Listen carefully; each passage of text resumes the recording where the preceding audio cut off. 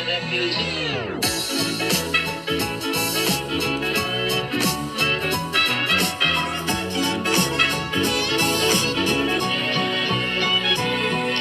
Hello, welcome back to AMD Junction. Today we are going to be taking a further look at this brand new loco we have on the layout.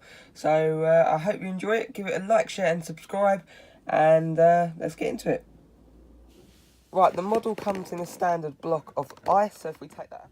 Right, okay, this loco was purchased for £100 from John Dupfield's. It was brand new, but it did have a little bit of a tatty box. But that doesn't make a difference, as you don't really have the box, as long as the loco's alright, which it was. So yeah, this was £100. It was right. Okay, so in the box, obviously you get the loco, you get the extra detailing pack that I've already applied, which has the nameplates and the depot plates, the etched items on. I've already applied that on just with normal rocket card glue.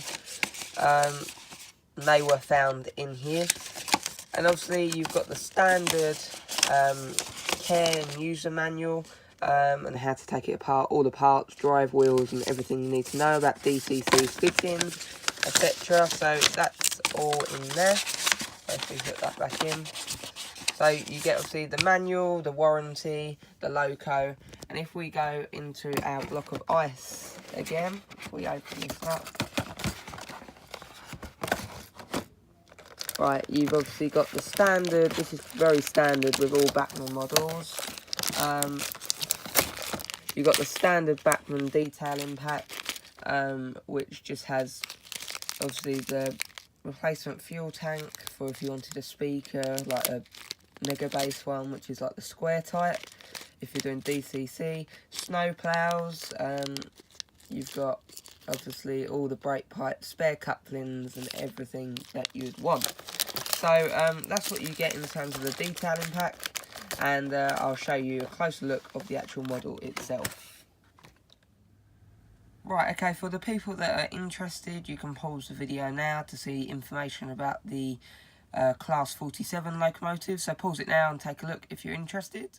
Right, okay, this is the model. This did have a little bit of a beaten up box, but it was brand new. So we've got the model out now, and we'll start looking at it more closely.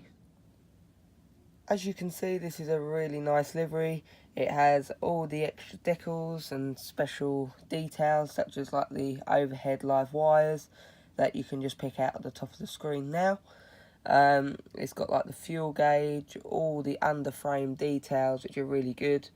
Bachmann obviously paint their wheels black, which also this is very good as well.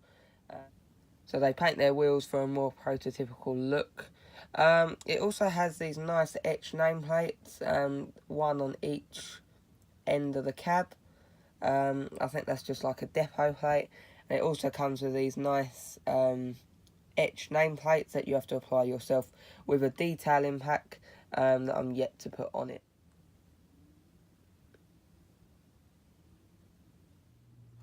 Right, in terms of the separately fitted details, you've got obviously the windscreen wipers. You've got, like most 47s and 37s, had the aerials on each end of the cab.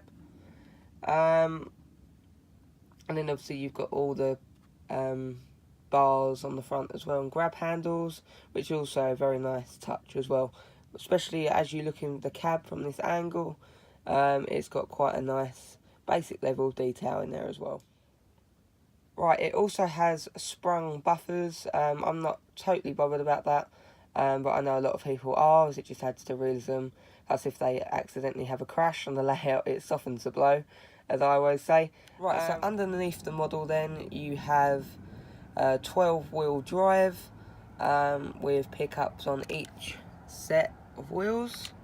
So it can run over most Initial Frog and obviously Electric Frog points very well. It's got a standard NEM coupling on it, like most Bachmann models come supplied with. For me, that's what I use on the layout. I just use NEM coupling, so that will be doing fine. As you can see, if we go to the other end, I've took this coupling off purely because I run this as the front of the model, You don't need a coupling on the front, plus it just looks better and more prototypical whilst it's running around the layout. Another nice touch I like, which Bachmann put onto their models, so if you're a DC, a model railway person who does DC, you can still have the options to control what lights you have on. So you can turn the cab lights permanently off, and when I used to have a DC layout, that's what I used to do, because obviously sometimes you get the flicker and it just don't look great. Plus obviously trains don't run with cab lights on either. So it just makes it much more prototypical, as in my opinion it looks better just with them off. Obviously another good thing for either DCC people or DC people, you can turn the tail lights off. So obviously if you're running around light loco, the tail lights need to be on, but if you're running with a train, the tail lights really should be off, and obviously the tail lights need to be at the back of the train, so obviously that would be normally in form of a lamp on the back of the rake of carriages. So that's also a nice effect, just to make it a little bit more prototypical and just give you that more realistic element of running. Right, okay, onto the roof, we've got some really nice details picked out. So starting from this end, you've got the nice fans with like the realistic fans you can see within, which is also very good. Going along, you've got all the detailing, you've got the vents going along both sides, the load hall variant vents, which always looked like that when they did it up in like the 90s, 80s. You've got the exhausts there and there.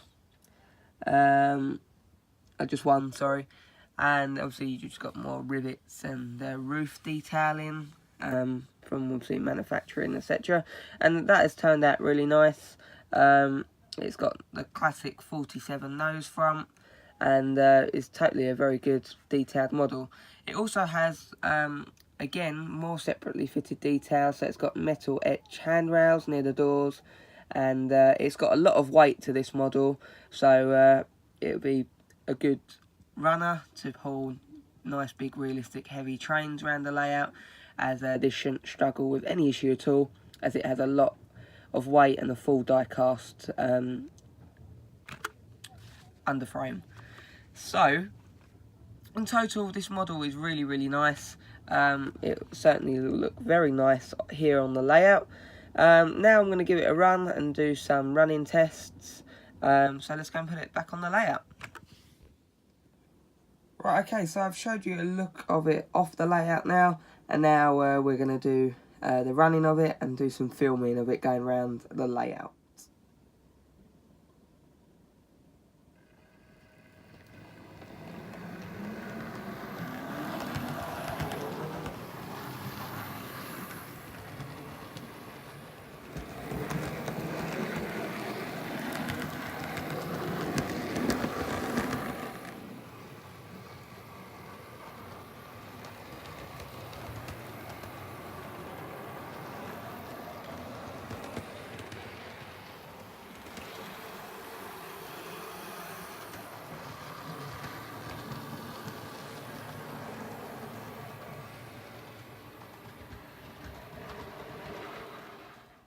Right, that is still creeping along, as you can see.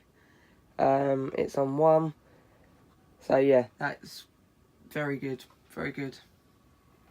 Right, let's speed it up.